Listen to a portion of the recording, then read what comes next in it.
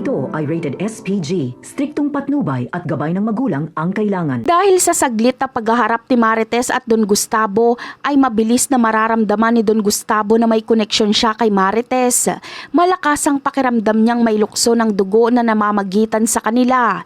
Kaya naman maging siya ay gagawa din ng paraan para hanapin si Tinding dahil ito lang ang makakapagbigay linaw kung nasaan at kung sino ang anak nila. Ngunit kahit magkita pa si Don Gustavo at Tinding ay hindi niya gagawin na ituro at ipakilala ang anak nilang si Marites kay Don Gustavo. Gagawin ang lahat ni Tinding para maiiwas si Marites sa panganib na dala ng mga gerero kay Marites dahil pag malaman ni Pilar na si Marites ang anak ni Tinding at Gustavo ay maging ito ay hindi niya rin titigilan para tapusin. Alam ni Tinding na gagawin ang lahat ni Pilar para mawala silang mag-ina sa landas na mga gerero. Ito ang tanging paraan kasi para mapasakamay niya ang mga ari-arian na ipinamana sa kanila ni Don Gustavo.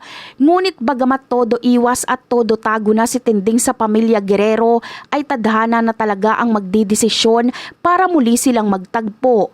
At sa pagkikita ni Don Gustavo at Tinding ay dito na pipiliting itanong ni Gustavo kung nasaan ang anak nila. Ngunit kahit anong gawing pilit pa ni Don Gustavo na pagpapaamin kay Tinding ay hindi niya isisiwalat kung sino nga ba talaga ang naging anak nila ni Don Gustavo.